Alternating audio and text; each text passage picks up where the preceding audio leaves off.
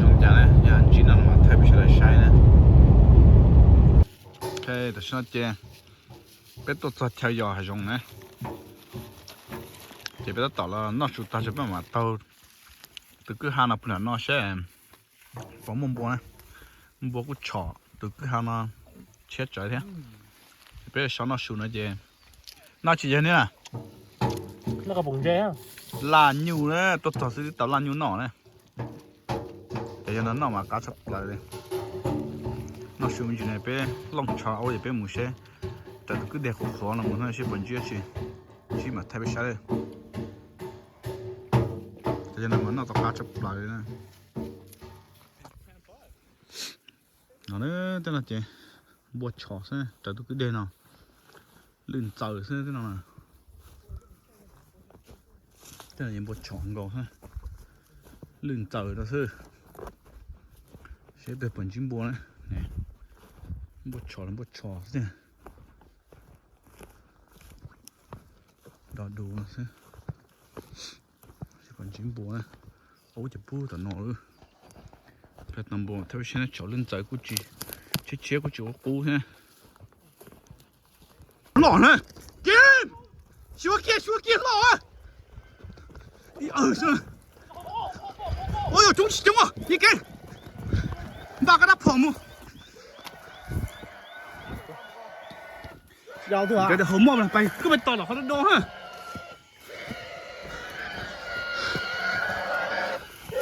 tổng ngon ha nó thì chưa con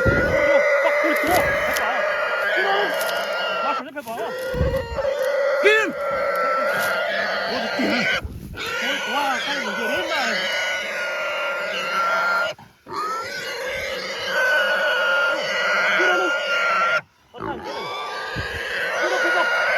我去对着弄哈干嘛了哎那人就在躲陪不躲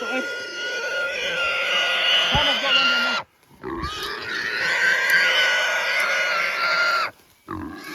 我不是倒了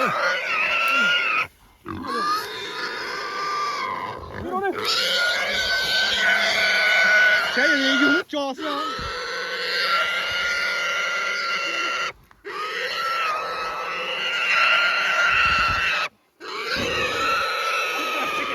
啊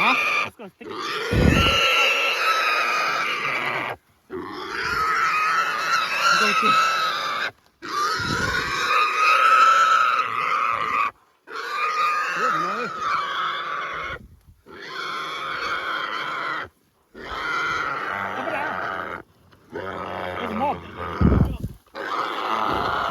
Ranger 来，哇！倒呢，那是倒在皮头那现在仲没去倒呢。Shit！ Now， 马修，别怕，皮皮鸟过去了。我，我基本上倒得去了。Leave it。哦，马修。倒起来 leave it。哎呀，倒咗去半洞去捉佢呢，仲倒到頭腦先，別怕 leave it here。你唔嚟爭啦，用落是啲，又好嚟叉啦。倒到尾，我應夠到攞哈。xong nó bố khét tàn á, ở giờ nó lọt rồi nó, bố khét tới rồi. bố đã hỏi nó bố khiến cho trúng nó là, tôi biết chuyện tôi cứ hai về tận đây nó, cái chuyện mà tụi bố nó đã hỏi nó mà tụi nó lo tiêu này sao nó là, nó đi tụi bố đã hỏi nó mà, tụi bố nó lọt tiêu rồi, là đã hỏi nó sẽ cũ nữa, hay chỉ tụi bố là đã nó, còn mà đã hay mà nó nữa, lo hơn tụi nó chơi chạy bộ kilo rồi, biết chuyện trời nó to nè. Ta chỉ cho nó tỏ kế xin buộc kia dễ trống dễ giờ tao chạy nè họ chỉ khét trái cứ ha dễ bỏ chỉ để rồi thì thành dễ thầu nữa biết chuyện mua nó to nè nhưng đi chụp nó cho lùi là số rồi phí mù nè tỏ một tàu sử dụng chả là chậu tỏ giờ nào ha ถ้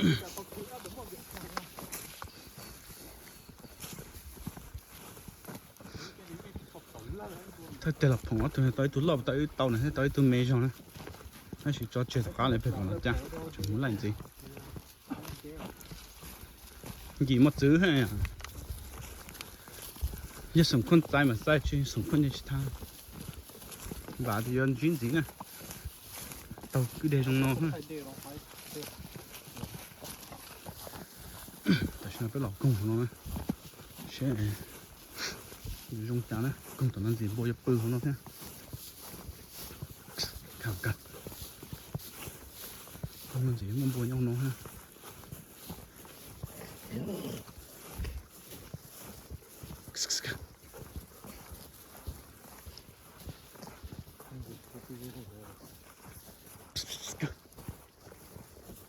mà bố giỏ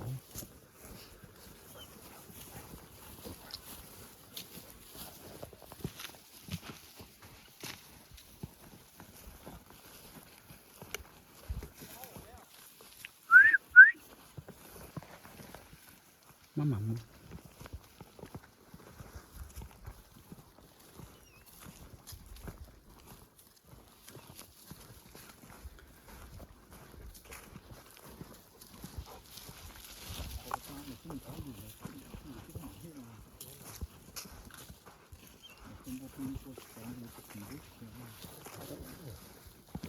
nhưng nó sẽ chạy chậm quá đấy chứ nào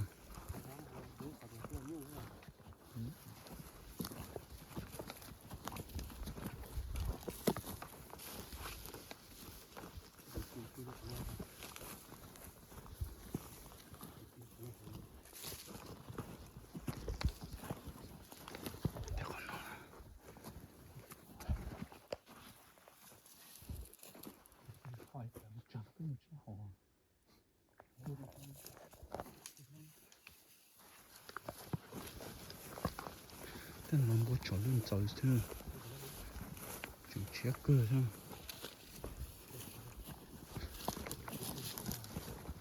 tên nó bố chó lên trời thế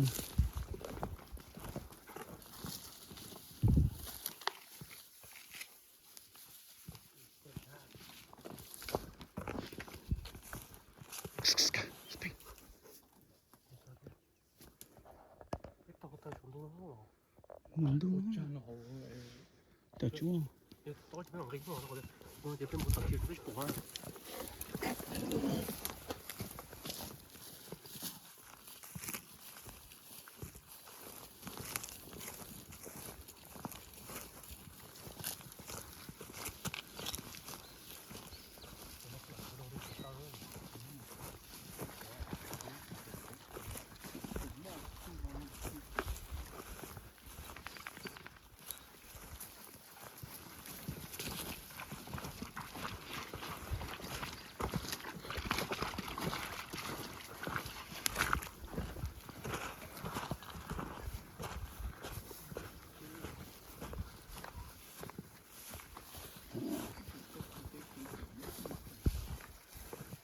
mà mình có một lưỡi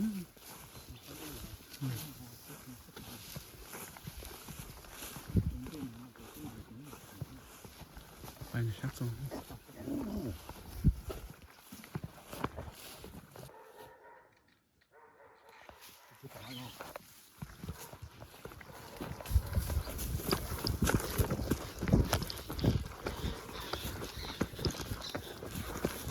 như một cái lò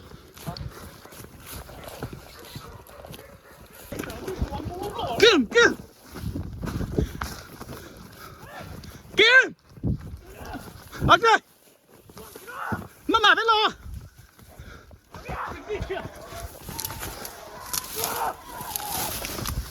Kim nó thua á! Chú chú! Ê, bé! Chú không? Không! Oh, fuck! Man, fucking hurry up! I know that.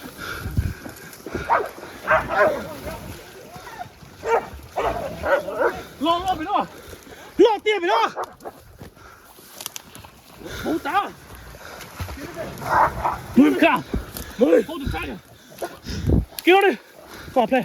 那就是铁刀了，陪跑哦，那边那哟，开铺买就是啊，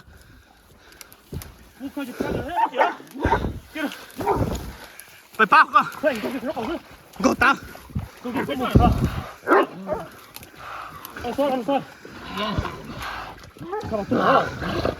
陪跑都倒，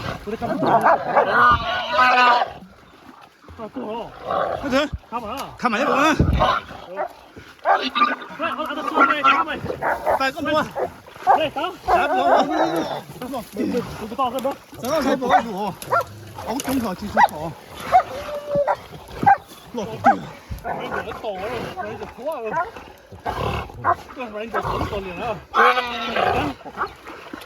anh nói đào chọn đời kêu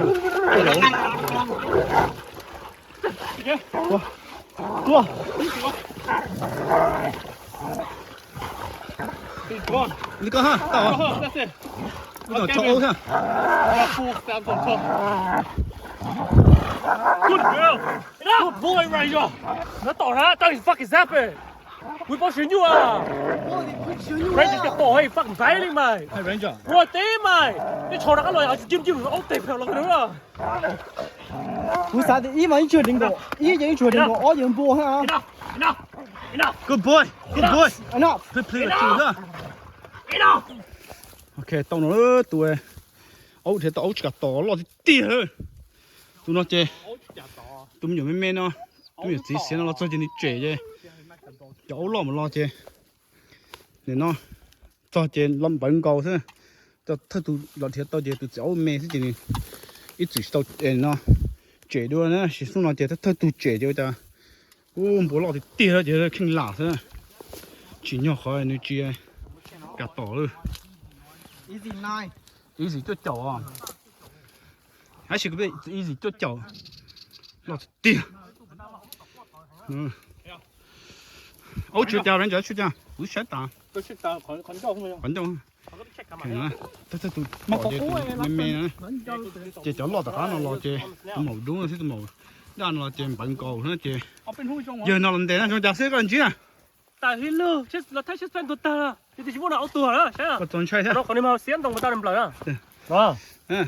Thì chỉ muốn là áo tua đó. Nó cho tua mà nó chừng sau nữa chuột chỉ lại thôi, chúng nó là ống đột ta liền đó.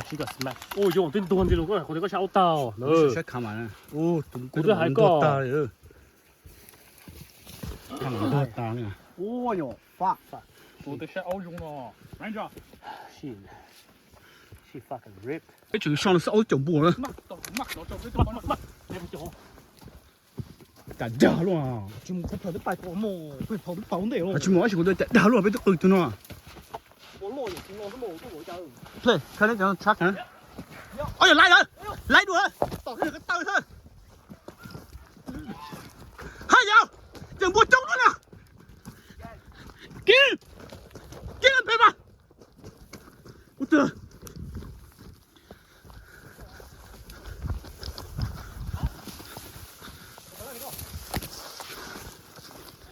Shut up. Chỉnh cho. Lại đuổi. Yêu gì sắp tới trời non.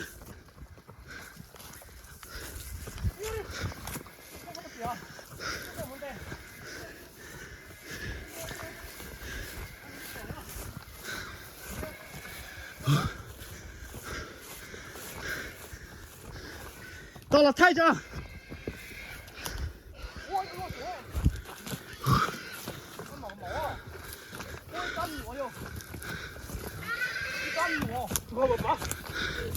Tao thay cho.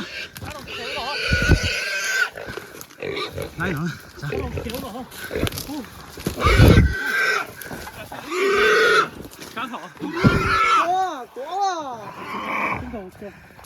Tập lâu tôi chỉ sát thôi. H tàu lên, bây giờ các lò được chế một thau bếp lâu thùng bùa cho. Đó là chơi mà thấy xe này, bây giờ lù xe, tụi tao mua nó lỏng chả nữa.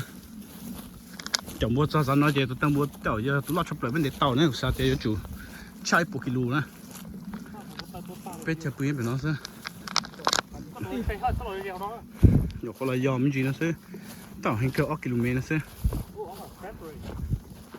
mà sao đi chim bò này tao tao thùng bò khá cờ này đó là sao chế máu so với mình chấm bò này bây giờ để chế khả năng thế để bắt đầu bé mù bên cái khả năng nó hậu bé mù sát thì nó chỉ cho tụi nó chỉ cung nó kia này dễ này chấp bự nữa trên tay cái thợ auto nữa chỉ bé mù thâu đó sẽ tao tụi lò bát ta thế bé chỉ mù chấm bò này sau hậu để em ok cho đây là hậu một chẳng ô chà cái đó chìm sao mà nó sao là cha là nó còn nói gì với mặt cha nóไปเราจับไปตัวตื่นดูหลอกไปตาเป็นเด็กต่อเนี่ย tôi chỉ đó tôi thấy rồi chỉ bên nào nhá ผมก็ถึงว่าเจ้าละเดี๋ยวมันมาถูกตัวออกหรอ จะกัดตัวชุดจังอีหมอซื้อนี่กันเดียว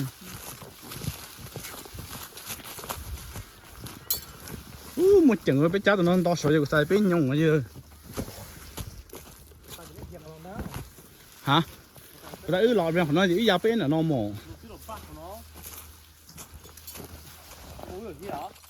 lọt giò nè lọt cái kia chứ chỉ đó đi từ từ bò nó xẻ khỏi được sát cầu lọt này chúng ta sẽ chơi và bắt xe thế Cá tàu cá tổ. bắt xe đi xe chở phe này cho chăm vui chả nè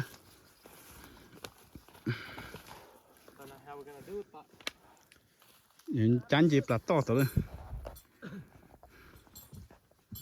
Tuổi tên phong khẩu để đặt hát chú lột tuổi thôi. trái xe này chỉ là chú tụm bò nó bổ rồi đấy Chú kéo so thôi nhá. Sao bây giờ kéo so? Ó sát đi. sắp được cái gì ok bắt đầu cái khí kia thôi cái món đồng chí hồi biết chắc thế nhỉ chỉ đi trả xỉ cái sử dụng trả chứ mà thật thò sao cái khí kia tao hậu nhất bữa cả ha Khó thế này. Dạ, chỉ mò có khí này khó. chưa chưa xỉ xe này rồi cha có sắp bỏ xe cho nên chú bỏ rồi nè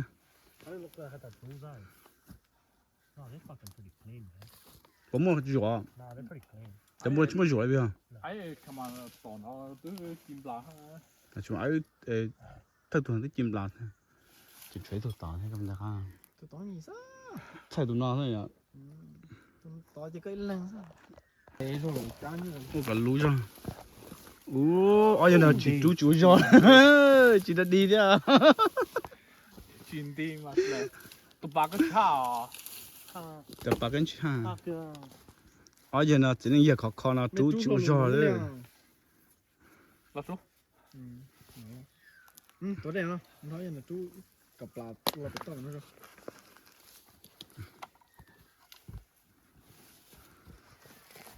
Gói cho nó chỉ khó đấy à khó chỉ có kia tụi chúng ăn đến xong đến đấy mà cái thao kia còn xoáy à đúng rồi chú rồi ôi giờ chỉ nên giờ nào thao kia còn cái thao chú kia nó ôi chú đến đấy mà chịu rồi đấy chỉ đã đi đấy tôi nói cái nào thì đấy tôi dân chỉ được điều thằng mà chăm men cho sẽ ai dịch luôn đấy trong chợ đấy có con cũng chẳng ha sao ai dịch nào thảo sát tới sát tông bốn lo luôn xí mà chứ ô chỉ được điều lo thì tiêu tụm bò nó đây luôn rồi cái đây bà nó lo thì tiêu bỏng câu tụt tư củ thôi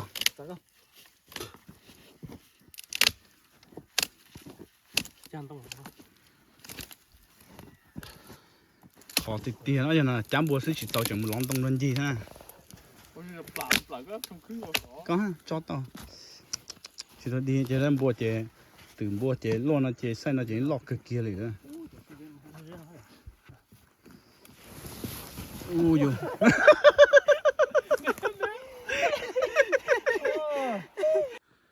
ok giờ bé cha cho nó nhiều khó lo chè sẽ bố mấy bếp lại cái chuẩn chè thế có lo thế chưa rồi cho cái lúa ha gì cho rồi chỉ châu này tao chỉ châu chừng gì châu thế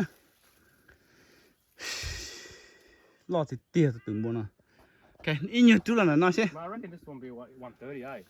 easy over 100 kilos mà I don't think it. Tôi nói mà mới tao khai rồi.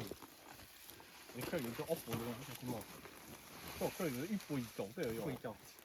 ok sao thì tiền nó sẽ khăn cho chết một chết giá kia mà cả sự lo thì tiền từng buồn đấy cho nó từng buồn này lo cho lời nè từng buồn cho nó từng buồn này ít từ bên để tôi lo cho lời thả nó mà hú cái kia chúng nó rủa nè từng buồn nè Chúng nó tú chúng nó có chuẩn. Next. chúng ta sẽ giá hậu luôn nè Đấy, tia đó. Cái tay cái tua ta liền đó, được chưa? Lông ta liền đó. nè sát cho khăn nó để Mình trái tùng gì đó. chúng trái tụng gì ta thì chúng Mình trái tùng nó gì đó. trái tụng ta chúng trái ó tụng nhớ gì chứ bảo thế phải không cái gì thôi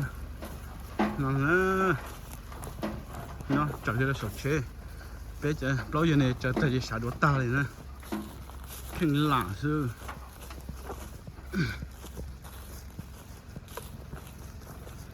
Nó có tia hỏ. Tia rồi chứ. nó nói cùng buồn à được điều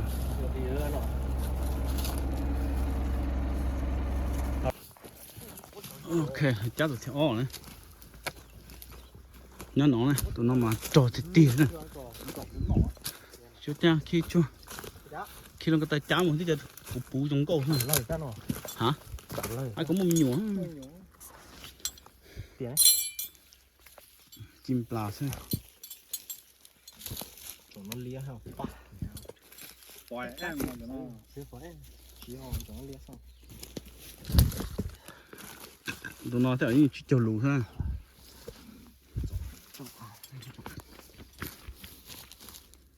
Đúng rồi, khí shot này. bé thay một trò thì khi bé mà thay tí tè tí bèn bùa kìa tí cho nó lọt đi tụi nó ít sát chứ ở lưng đó rơi mù ở lưng đó rơi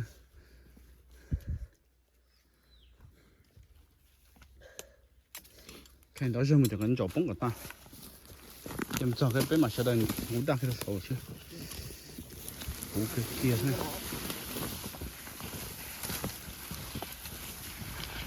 chấm bùa thả nó mà tí cho giống cầu xem chỉ một túi chỉ một chi này Mèo tại nó lọt hậu sao? anh này cho nó chỉ chiều lùa à Chậu. cho nó chỉ chiều lùa Thế chỉ chơi tôi thế thôi mà.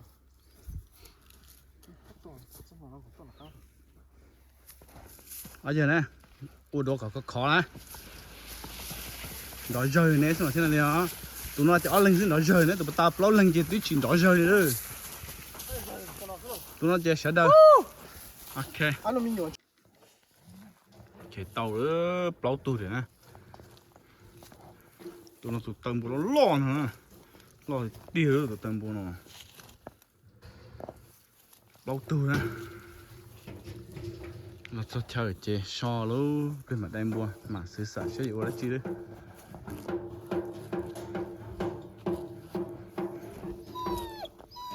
ấu chị cầu nó sao giờ chú đừng bùa lo tiền tiêu Chiều chế chỉ kia. lo tiền thằng bùa nè Đúng rồi đó. Tiêu tự củ Bé ha. à, nó không có dùng của nó Chết rút Tài trai à, kia. hai lắm Rút kìa. trai tê kia là có món chép đó. Chết rút tê mà.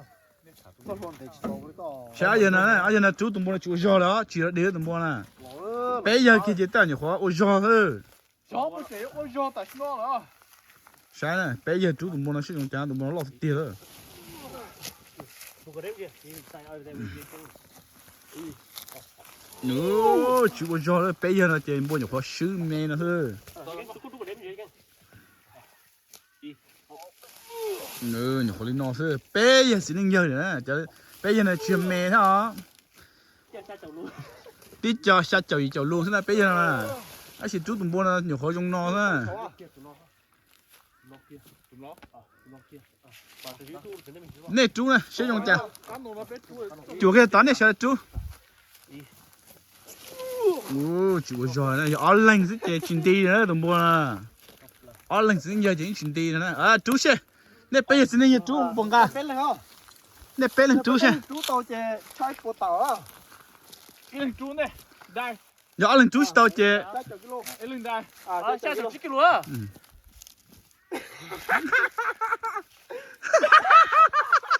chín đi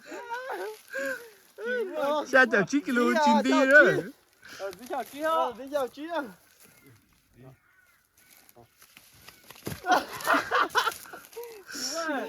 Nè anh linh đây tuần đông kia mà. Đây tụi nó. cái này tụi đông chưa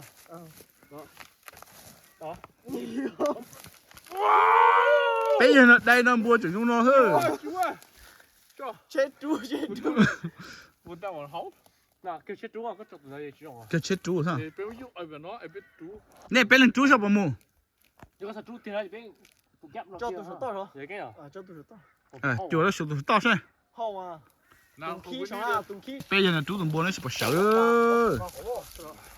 Tụi ngào à. béo này cái béo lên đây nó Ồ, nó chỉ đến đây viên sao rồi?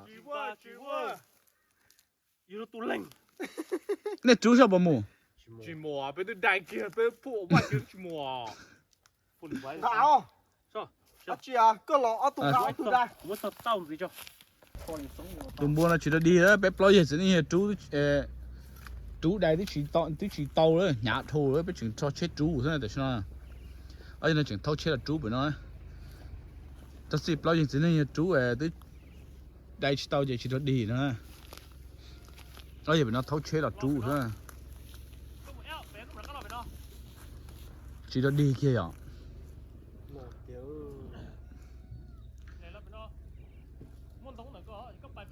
Cái này cho lúa đồ khó nó tới chỉ đồ chỉ khó liền đấy sợ đâu à. Ta chỉ tao cho chết chú vậy chỉ là đi nữa.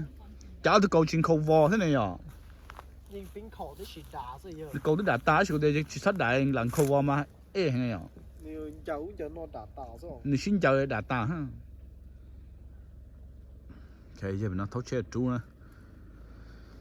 Ta thơ tụm bùa bé. Chú đầy chỉ tàu nữa. Khi luật trâu đó sao? Xe luật bởi chuyện tù thôi, luật tù thế nhủ nữa. Nó phiền thuộc của ngàn đó. Lần đây dân gạt nói như ba thế chẳng luật tù thế à?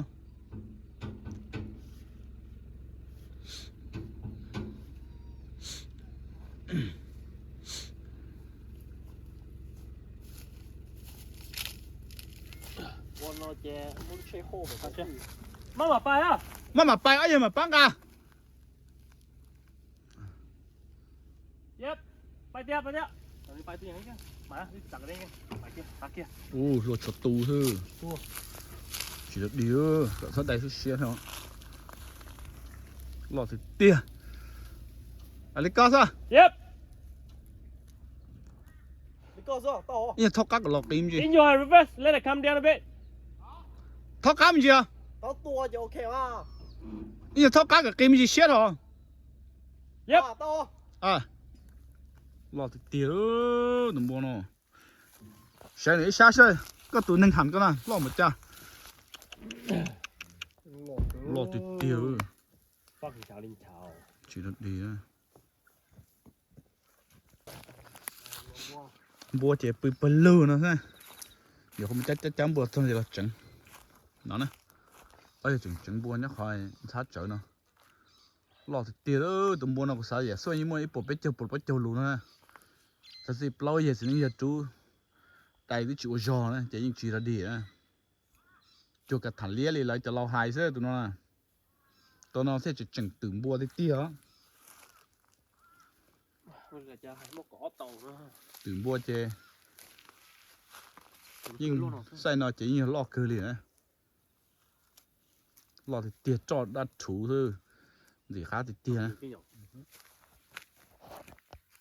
Ok, nói lấy giờ lột tối sáng nữa, chị này, cái chè, cho ít thành đất bầu gì khác thì tiền này, chẳng buồn nào là nó công sư chè, ô cho chọc lời này, khác thì tiền là buồn nào, ở là tôi tại nhà tôi bên tì thôi, chỉ là chân chè chỉ sao, bút giải chè lên lại đàn đó, thì khác thì tiền. Nhìn lò nó tàu xe bên nó này, tầm bộ nó lo nữa, để xe yên thế để nó mình gì cá cực kia đó ô tô nhỉ chúa nó sẽ xe vả để vô cá thế này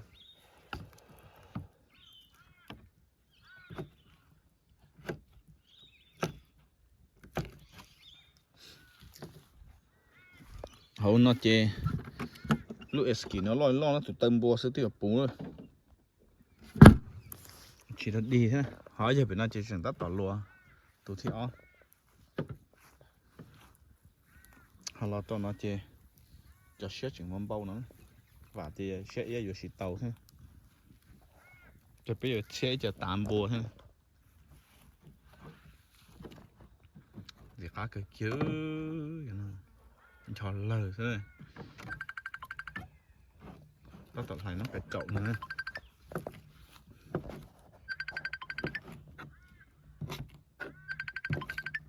ok nó này ít bia ở tàu gì cá cho mà thay bị sấy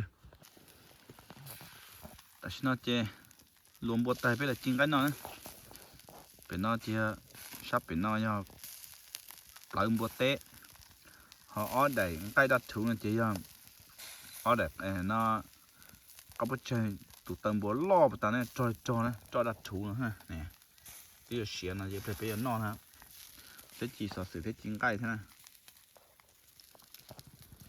chỉ là chỉ là giỏi cái chân chân xa thôi chơi bên nó chơi chừng lo tụ cơ đấy tụ mê đấy chơi mua tiêu hoặc lượt tài chỉ giờ là bây giờ thế chơi khách tới nó mà tài siêu quá chả ha cái tàu bự thế này để cá trâu tại sao nó chơi tụi cứ đêm là chơi bé bự kia là cứ đêm chơi trộn bùa bé tên nó thế này bố thì tên nó ha tao kiếm bé ha chơi bên nó chơi nuôi tao tự bông nữa nó tiệm bông tu nè nhầm bùa tự chơi xong bùa bí tự nó chỉ tàu tàu thế diện càng sát tàu thế chỉ tàu chơi vào sò thôi chúng nó sẽ chơi chậm một tí à cái nó ha để xem chế chín cái đầu sò này bộ cho xịt xe sẽ bị chế là sò nó thế tông là tua theo tại chuyên bộ phải tua ha tại sao chế tu chế hai một ly no nè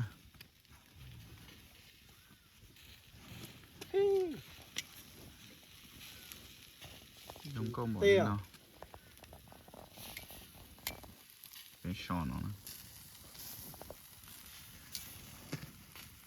cái nó mỏ thế giờ tiền bé tôi tua tay kỳ thay tao thấy chỉ bọn bùa chả nên chỉ vô ly no thế này giờ bé tôi chỉ tua tay kỳ mà thay đổi cái sai này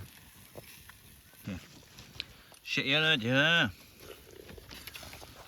oh shit The brown white and the meat is white so good man. shit nữa Of the Khá juice thì is brown tia. clear. ya là xe tiểu chúng chả thế gì à nó chè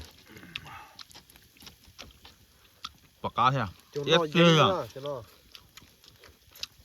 yết chọc lời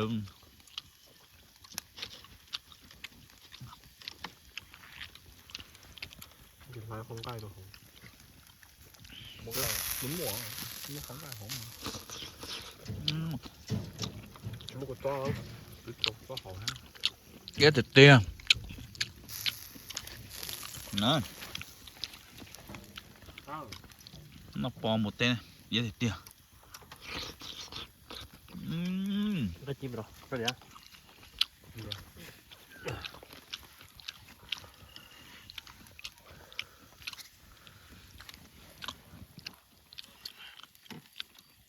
đâu nó có to chín nó những cái xe gì mua một bên nó thôi Cái này sổ xía đâu? chắc sót xịn cái Không sao. giờ nó này thế nọ cá này ít điện cây ít cục ít lúc có to nào thế liền Cút này. có tờ Tắt tát miếng phỏ nào. Phỏ không? ngay một tay bây giờ I think cut it small for that. nó này xa xe không chặt nó để cá chọc lỡ đây này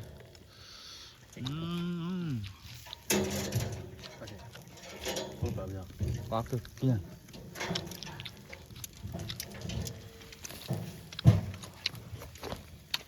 kìa không nó anh không nó sẵn gió bây giờ có tôi gió sẽ dùng chả cái bánh chia chín chín mà thay bây giờ sai nữa tại bây giờ ông chỉ nó sẽ bị bạch chế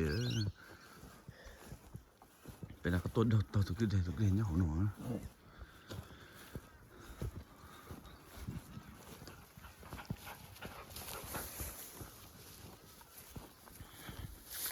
vậy mà xuống đây cái tôi tưởng bố là sai cái đây nhá hổ nổ nữa bây giờ cũng hổ nữa đó là tới cái đây rồi nó sẽ bánh chia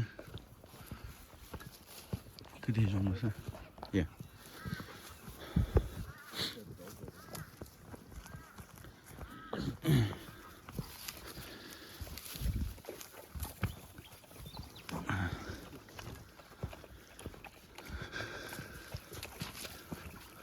nó sẽ tiền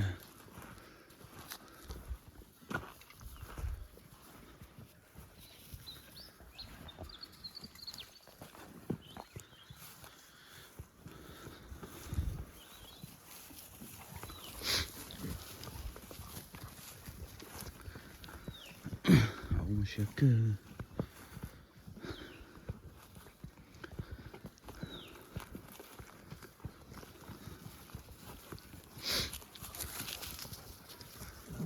mà số cái tuần thị hả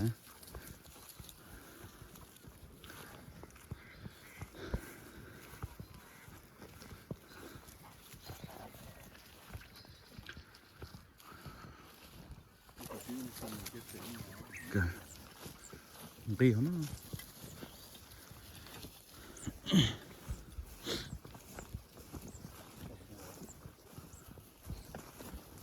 những các chắc kiểu hại vốn vào số lóng rồi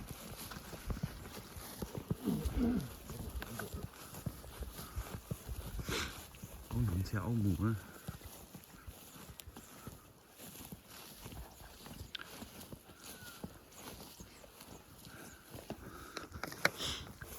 là thật chia nữa sẽ có món bò đó giờ mình chỉ nó sẽ phải chế đấy bé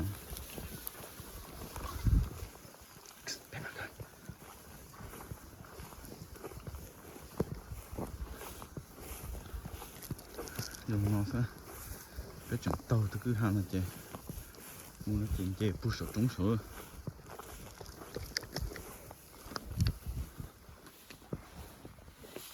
bù sổ trúng là thế mua bắp bù sổ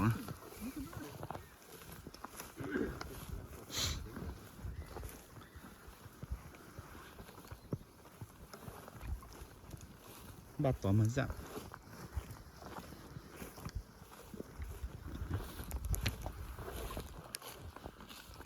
ta khi nó chơi muốn ở tập lo chơi chuyên trí liền từ sau đó ta chơi biết chung chơi số mà cả chuyên trí rồi để sau đấy thì ta có mấy chơi tôi giờ trong đua mà nó thay bị sai rồi rồi nó sẽ thay thay nó nằm mà biết chồng bố chơi tôi cứ đến là bé nè ta khi nó chơi bố cũng kiệt ta thế